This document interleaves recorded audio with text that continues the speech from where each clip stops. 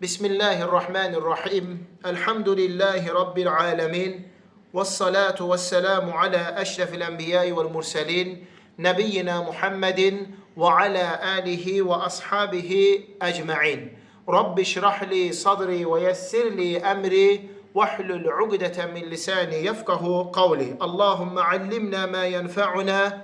Venfa'na bima allamtana ve zidna ilmen. وأصلح لنا شأننا كله ولا تكلنا إلى أنفسنا طرفة عين. Əziz, qiymətli qardaşlar, dəyərli cəmaət.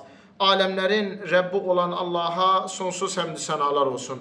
Onun sonuncu peyğəmbəri Muhammed sallallahu aleyhi və səlləmə, onun ailəsinə, səhabələrinə, əhli beytinə və qiyamət gününə dək onlara gözəl şəkildə tabi olanlara Allahın salavatı, salamı, xeyir duası, bərəkəti olsun.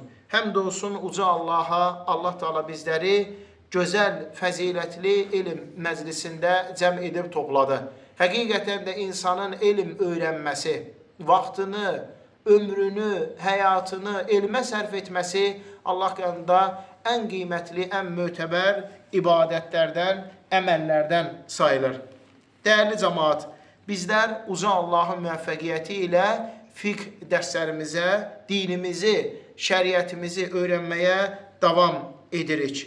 Bugün öyrənəcəyik namazın səhih olma şərtlərin, şurutu sihhatus salah, namazın səhih olma, qəbul olma şərtlərin. İlk öncə öyrənək şərt sözünün mənasını, həm ərəb dili lüğətində, həm şəriətdə istilahi mənası.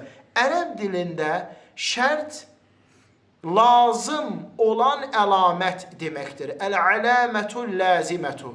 Yəni lazım olan, heç vaxt ayrılmayan əlamət deməkdir. Şəriətdəki mənası isə mə yəlzəmu min ədəmihi əl-ədəm. Onun olmaması, ona bağlı olanın da olmaması deməkdir. Və la yəlzəmu min vücudihi əl-vücud. Onun mövcud olması isə ona bağlı olanın da mövcud olmasını lazım etmir. Və şərtu xaricun anişşey'i və leysə fi mahiyyətişşey'i. Şərt bir şeyin xaricindədir, yəni onun çölündədir. Onun içərisində, onun daxilində deyildir. Məsələn, dəstəmaz almaq. Dəstəmaz almaq namazın səhih olma şərtlərindən biridir. Fəmən ləm yətəvadda fəsalatuhu batilə. Kim dəstəmaz almaz isə onun namazı qəbul deyildir. Necə ki, Peyğəmbər sallallahu aleyhi və səlləm yaxşı dəstəmaz almadan namaz qılan şəxsə dedi ki, qayıt, yenidən namazını qıl, həqiqətən də sən namaz qılmaq sayılmadı. Yəni, dəstəmazın olmaması, namazın da olmaması deməkdir. Dəstəmazın olmaması, namazın da olmaması deməkdir. Lakin onun olmağı o demək deyil ki, ona bağlı olan şey də olmalıdır, həyata geçməlidir. Məsələn, insan dəstəmazlıdırsa, o demək deyil ki, o dərhal qalxıb namaz qılsın. O demək deyil ki, o mütləq namaz qılmalıdır. Namaz öz vaxtı daxil olanda qılınıb əda olunan bir ibadətdir. İnsanın da namaz qılması üçün dəstəmaz şərtdir. Şərtdir ki, insan dəstəmazda olsun. Namazın səhih olması üçün.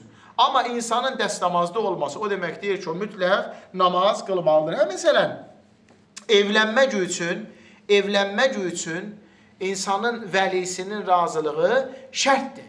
Yəni, evlənmək istəyirsə insan, gərək onun vəlisi, onun böyüyü, atası ona halallıq versin və o şəxs evlənsin. Lakin bir kəsin vəlisi olmaq o deməkdir ki, o mütləq evlənməlidir. O demək deyil ki, o mütləq evlənməlidir. Gücü çatan şəxsə namazın şərtlərinə əməl etməsi vacibdir və şərtlərə riayət olunmadan qılınan namaz sayılmır. Ən birinci şərt əl-ilmu biduxulil vaxt. Namazın vaxtının daxil olmasını bilmək. Allah Teala buyurur ki, Qur'an-ı Kərimdə İnnes salate kanat alel mu'minina kitaben mevquta. Həqiqətən namaz möminlərə belirli, bilinən vaxtlarda fərz vacib olmuşdur.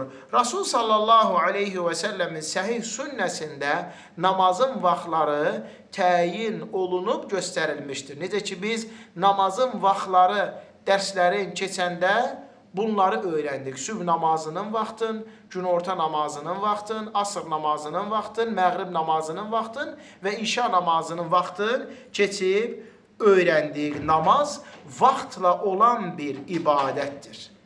Ləbuddur ki, hər bir namaz öz vaxtında yerinə yetirilsin. Kim namazı vaxtı daxil olmamışdan qabaq qılıb əda edərsə, alimlərin yeşki rəyinə görə o namaz qəbul deyildir.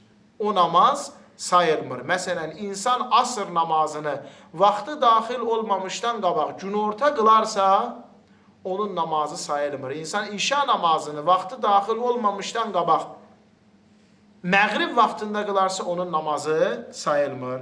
O vaxt ki, səfərdə olanda iki namazı birləşdirib qılmaq olar. İstər zöhrlə asrı birləşdirmək, zöhrün vaxtında, asrın vaxtında qılmaq olar. Məğriblə işanı birləşdirib, istər məğribin, istər işanın vaxtında qılmaq olar. وَلَا يَسِحُّ فِعْلُهَا بَعْدَ وَقْتِهَا إِلَّا لِعُذْرٍ عَلَى الرَّاجِحِ كَمَا تَقَدَّمَ تَحْرِيرُهُ. İnsanın da bir namazı vaxtından sonra qılmağına icazə yoxdur. Yalnız şəri bir üzür olarsa, az əvvəl qeyd etdiyimiz kimi, məsələn, insan səfərdədir, günorta namazını günorta vaxtında qılmır, asrın vaxtında qıla bilər. Allah Teala icazə verib. Zöhrü, asrı, zöhrün vaxtında yaxud asrın vaxtında qılmaq səfərdə ikən. Məğrib və işanı məğribin vaxtında qıla bilməsə, Allah Teala icazə verib işanın vaxtında qıla bilər. Demək, ilk şərti namazın vaxtın daxil olmasıdır. İkinci şərti isə ət-taharatu minəl hədətheyni ma'al qudra. İnsanın gücü çatdığı qədər hədəsdən təmizlənməsi. Həm böyük hədəsdən, həm də kiçik hədəsdən. Böyük hədəs, böyük natəmizlik halı, yəni insanın cənabət olması, yaxud insanın boynuna qusulun vacib olması, yaxud qadınlarda heyz və nifas halı, bu böyük hədəsdir. Bundan təmizlənmək üçün gərək insan qusul alsın. Kiçik hədəs isə dəstəmazla artadan qalxan hədəslər. Məsələn, insanın təharətə gedib gəlməsi, yatması, yaxud dəvə əti yeməsi və bunlardan demək insan dəstəmaz almağı kifayətdir və namazın qəbul olma şərtidir. Həm insanın qusul alıb təmizlənməsi, həm də dəstəmazlı olması. Allah Teala buyurur ki, ya eyyuhəl-ləzīnə əmənu, İzə qumtum iləs-salati fəqsilu vucuhakum və əydiyakum ilə axiril əyə. Ey iman gətirənlər, namaza qalxdığınız zaman üzünüzü və qollarınızı yuyun. Maidə surəsi 6-cı ayə. İkinci, Allah Teala buyurur, لا تقربوا الصلاة وأنتم سكارى حتى تعلموا ما تقولون ولا جنبا إلا عابر سبيل حتى تغتسلوا. Allah Teala buyurur ki, sərxoş halda ikən nə dediyinizi bilənə qədər namaza yaxınlaşmayın. Və cünublu ikən namaza yaxınlaşmayın, ta ki qusul alıb yuyunduqdan sonra. Bu iki ayə, birinci ayədə kiçik hədəsdən təmizlənmə, dəstəmaz almaq, ikinci ayədə isə böyük hədəsdən təmizlənmə, qusul almaq keçir. Hər iki təmizlənmə namaz üçün şərtdir. Həm insanın boynunda qusul olmamalıdır, eləcə də qadın heyz, nifas halından təmizləndikdən sonra qusul almalıdır. Həm də kiçik hədəsdən təmizlənməlidir, yəni dəstəmazlı olmalıdır. Rasul sallallahu aleyhi və səlləm buyurur ki, لا يقبل الله صلاة أحدكم إذا أحدث حتى يتوضأ. Sizdən birinizin Allah Teala namazını qəbul etməz, əgər məsələn, bayra çıxarsa, istər böyük, istər kiçik bayır, yaxud da yatarsa, dəstəmaz almayana qədər. Yəni, Allah Teala dəstəmazsız qılınan namazı qəbul etmir. Abdullah ibn Ömer'den rivayet olan hadiste ise Peygamber sallallahu aleyhi ve sellem buyurur: La yaqbalullahu salatun bi gayri tuhurin. Allah Teala temizlenmeden kılınan namazı kabul etmiyor. Burada hem dəstəmaz hem de cenabet halı. Ve huma sarihani fi şartiyyeti. Ve bu ikisi de hem insanın gusül alması, cenabətdən təmizlənməsi və dəstəmaz alması açıq-aşkar şərtdir. Və heç biri olmadan qılınan namaz deyildir. Yalnız əgər şəri bir üzr olarsa, məsələn, insan var ki, sidiyin saxlaya bilmir. Sidiyin saxlaya bilmir və yaxud da onda jel çıxır tez-tez. Xroniki xəstəlik məsələn. Xroniki xəstəliklər kimi. Və bu şəxslər namazın vaxtı daxil olduqdan sonra dəstəmaz alırlar, başlayırlar namazların qılmağa. Əgər namazda ikən bunların, məsələn, o daimi axıntı sidik gəlsə və yaxud da yel çıxsa, namazları qəbuldur, dəstəmazları pozulmur və namaz o şəkildə davam edirlər. Aydınlı dəyərli cəmaat, insan məsələn sidiyin saxlaya bilmir, yaxud da ondan yel xaric olur. Bu şəxs xroniki xəstəliyi var onun.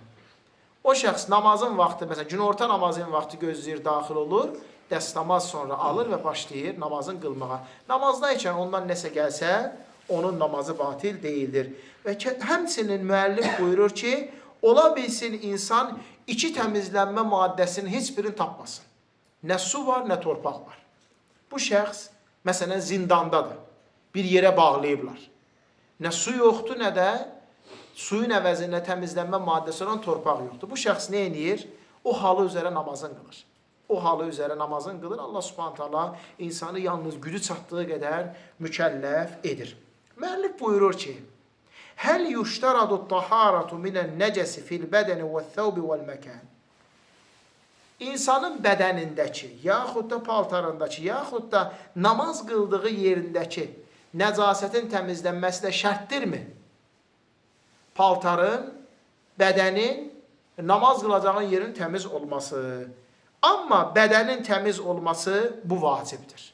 Gərək insanın bədəni təmiz olsun nəcasətdən. Allah Teala buyurur ki, وَثِيَابَكَ فَطَحِّرْ.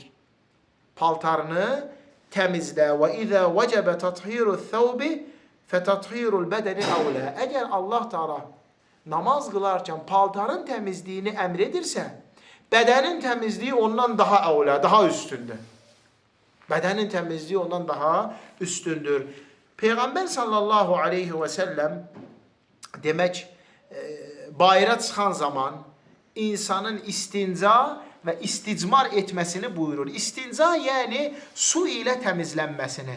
İsticmar isə daşla təmizlənməyini və bu da təharətdə vacibdir. Dəlalət edir ki, insanın gərək bədəni nəcasətdən təmiz olsun. Üçüncü dəlil Peyğəmbər s.ə.v buyurur ki, Peyğəmbər s.ə.v əmr eləyir ki, əgər övrət yerində məzidən nəsə olsa, o övrət yeri yuyulub təmizlənməlidir. İlk öncə övrət yeri yuyulur, təmizlənir, sonra dəstəmaz alır insan namazını qılır. Sonra Peyğəmbər sallallahu aleyhi və səlləm su başına çıxarkən özünü qorumağı buyurur. Xəbər verir ki, iki şəxs qəbirdə əzab görür, amma onların əzab görməyinin səbəbi birincisi qeybət eləyəndir, onun münarxasına danışan, ikincisi isə su başına çıxanda örtünmürdü və üzərinə sıçradırdı. Bu şəxslər qəbirdə əzab görürlər. Bütün bunların hamısını biz təharət fəslində, təmizləmə fəslində öyrənmişdik. Başa düşürük ki, insanın bədəni təmiz olmalıdır.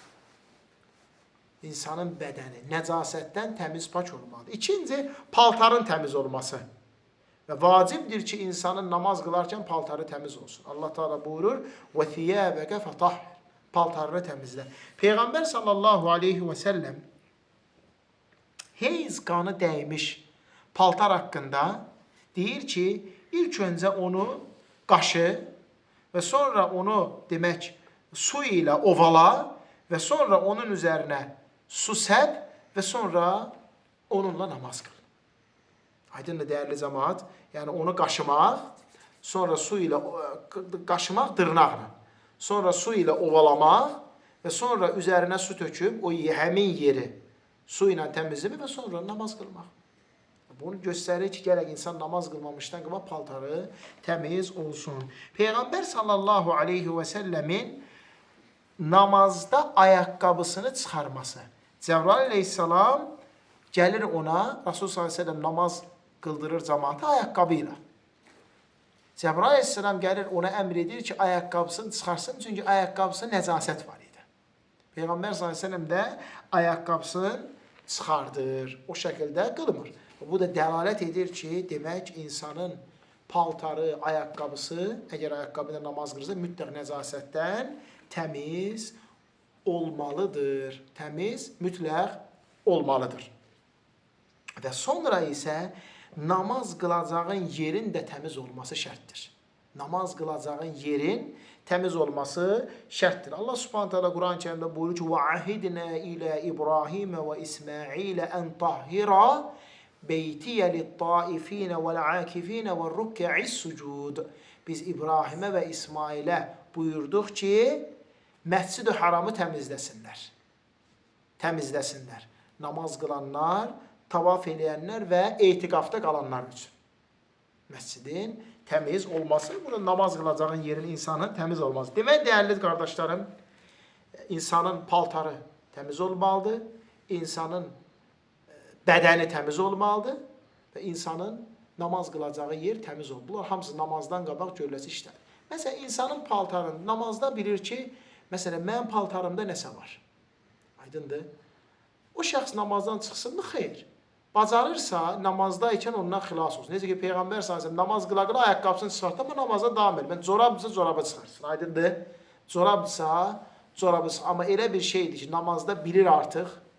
Məsələn, tutaq ki, şalvarında nəcasət var, o zaman namazdan çıxır, şalvarında qoyur təmizləyir, sonra qayıdır namazı qılmağa. Sonra qayıdır namazı qılmağa. Buyurur ki, müəllif, "Mən sallə və aleyhi nəcasətun və ləm ya'məl bihə illə ba'dəs-salah. Həl yu'iduhə?" İnsan namaz qılıb və namazı qılıb bitirdikdən sonra bilib ki, onun üzərində nəcasət var imiş. Bu şəxs namazı yenidən qılırmı? Namazı təzdən qılırmı? Namazda bilməyib. Namazı qılıb qutarandan sonra 5 dəqiqə, 3 dəqiqə, 10 dəqiqə, 1 saat sonra bilib ki, sən demə bunun, demək, məsələn, ya paltarında, ya məsələn, bədənində nəzasət var imiş. Bu şəxs namazı təzdən, alimlər arasında bu məsələ ixtilaf var. Birinci rəy alimlər deyir ki, salatuhu batilun. Onun namazı batildir, sayılmır. Və aleyhil i'adə izə alimə bin nəcasəti fil vaxtı. Onun üzərinə vacibdir ki, namazı yenidən qılsın. Əgər vaxtında bilibsə. Məsələn, günorta namazını qılıb qurtarıb, günorta namazını qılıb qurtarandan sonra bilib ki, paltarada nəzasət var. Günorta namazını vaxtı ilə davam edir. Onun namazı sayılmır və namazı yenidən qılır. Və la i'adətə aleyhi ba'dəl vaxtı. Amma vaxtdan sonra bilsə, məsələn, asr vaxtı bilsə ki, o günorta namazı qılanda paltar nəzasət var idi. Onun üzərə namazı yenidən qılmağa ehtiyac yoxdur. Və bunu deyir İmam Rabi'a, İmam Malik və Həsənul Basri. Birinci rəy. Aydın dəyərli qardaşlar, namazı batildir və o şəxs həmin namazın vaxtında bilsə ki, onun paltarında yaxud bədənində nəcasət olub, elə vaxtında qaytarmalıdır. Məsələn, günorta namazını qılıb, namazdan sonra bilib ki, sən demə paltar nəcasət var imiş. Namazın da vaxtı çıxmayıb, namazı yenidir. Amma çıxıbsa, qaytarmır. İkinci rəy, salatuhu batilun və aleyhil i'adətu vələv ba'dəl vaxtı. Onun namazı batildir. Üzərinə vacibdir ki, o namazı yenidən qılsın, hətta vaxtı çıxsa belə. Hətta vaxtı çıxsa belə. Bunu deyir İmam Şafi və İmam Əhməddən rəvayətdir. Deyirlər ki, li'ənəhu faqata şartan min şuruti sihhətis salah fəbatalət və ləziməhu əl-i'adətu. Ona görə ki, o namazın şərtlərindən bir şərti itirib, namazı batildir və onun üzərinə namazı yenidən qılsın. Üçüncü rəy isə salatuhu sahihə və la i'adətə aleyh. Onun namazı düzdür və onun namazı yenidən qılmağa ehtiyac yoxdur. Bunu deyib Abdullah ibn Ömər və Ata ibn Əbi Rabah və İmam Mücahid və İmam Əbu Thawr və İshaq ibn Rahavey, İmam Şa'bi, İmam Nəxai, İmam Əbuza'i, İmam Əhməddən rəvayətdir və İbnül Munzir rahiməhullahın üstün görüb seçdiyi dəlildir. Üstün olan da budur, dəyərli qardaşlarım. Haqq olan da budur. İnsan asır namazını qılır. Və asır namazını qılıb bitirdikdən sonra bilir ki, paltarında yaxud da bədən nəcəsit olur. Aydındır. Namazı qəbuldur və o namazı yenidən qılmağa ehtiyac yox. Dəlil. Ənəhu ləm ya'ləm bin nəcəsə. O, paltarında yaxud da bədənin nəcəsit olduğunu bilmirdi. Sonra bildi. Allah Teala da buyurur, Rabbənə la tuaxidnə in nəsinə əv əxta'nə. Ey Rəbbimiz, bizi bilmədən etdiyimiz günahlara görə, yaxud da unudaraq etdiyimiz günahlara görə bağışla. Səhih hədisdə gəlir ki, Allah Teala deyir, qad fəaltu. Artıq mən sizi bağışladım. Bu birinci dəlil. İkinci, Peyğəmbər sallallahu aleyhi və səlləm Əbu Səidlə olan qissəsi. Allah Resulü sallallahu aleyhi və səlləm ayaqqabısını çıxardı, Cəbrail ona xəbər verdikdən sonra və onun da ayaqqabısında nəcasət var idi. Fəinnəhu sallallahu aleyhi və səlləm ləm yəkun ya'ləm bivücudil əzəi və qad ətəmmə salətəhu. Peyğəmbər sallallahu aleyhi və səlləm bilmirdi ayaqqabısında nəcasətin olduğu və o namazını tamamladı. Və ləv kənət batilə, diqqət edək, ləstə'nəfəhə min avvalihə. Əgər onun ayaqqabısı nəcasət olmağı namazı batil etsəydi, Cəbrail əleyhissalam ona deyir ki, çıx namazı təzdən başdan qıl. Bir də birinci rükətdən qıl. Aydın dəyərli qardaşlarım, bax bu da növbəti dəlil və Allahın iznilə elə üstün və doğru olan da budur, dəyərli möhtərəm qardaşlarım. Növbəti mövzu isə namaz qılmağın qadağan olunduğu yerlər. O yerlərdə namaz qılmaq olmaz. Ümumən dəyərli qardaşlarım, yer üzü bütöv namaz qılmaq üçün təmizdir. İnsan harda namazın vaxtı girsə, namazın qılır. Lakin 3 yer var ki, orada namaz qılmaq olmaz. Ad olaraq deyirəm, lakin təfsilatlı şəkildə gələn dərs öyrənəcək. 1. Dəvənin tövləsində namaz qılmaq olmaz. 2. Qəbirsanlıqda namaz qılmaq olmaz. Namaz qılmaq olmaz, yəni nə fərz, nə nafilə. Heç birini qılmaq olmaz. 3-cü isə hamamda, ayaq yolunda. Bu yerə namaz qılmaq olmaz. Amma təfsilatlı şəkildə isə gələn dərsimizdə inşallah dəlillərlə birlikdə öyrənəcəyik. Allah Subhanahu taala bizləri eşitib, başa düşüb, faydalanan və ən gözəlinə tabi olan qullarından etsin. Bizlər bugün namazın şərtlərindən birincisini öyrəndik ki, namaz qılmaq üçün mütləq namazın vaxtı daxil olmalıdır. Asr namazını qılmaq istəyən şəxs gözləsin, asrın vaxtı daxil olsun.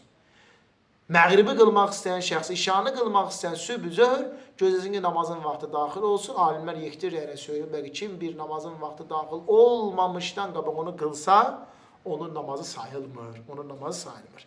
Sonra qıla bilərsən, şəri bir üzr olarsa, məsələn, səfərdə. Səfərdə insan günorta namazını asrın da vaxtında qıla bilər. Yaxud da asrı günorta da vaxtında qıla bilər. Təqdim, təxir, qabağa keçib yeri alma. Həmçinin məğriblə işanı saxlayıb, məğribi İşa ilə bir də işanı vaxtına bilər, yaxud da məğribi işa ilə birləşdirib, məğribin vaxtında qıla bilər. Allah Teala bizləri eşidib, başa düşüb, faydalı, ən güzəlinə tabi olan qullarından etsin. İkinci şərti isə insanın hər iki natəmizliyi halından təmizlənməsi. 1. Kiçik natəmizlik halından təmizlənməsi. Bu nə ilə olur? Dəstəmazla. Yuxudan ayrılmışsan, su başına gedilmişsən, böyük bayrağa gedilmişsən, dəstəmaz almalı. 2. Böyük natəmizlik halından təmizlənmə, yəni insanın cənabətdən, heyzdən, nifasdan, bu da nə ilə olur? Qusul almaq ilə. Allah Teala hamınızdan razı olsun. Subhanəkəllahumma bihamdik, əşhədu en la ilahe illa ent, əstəğfiruka və ətubu ileyk.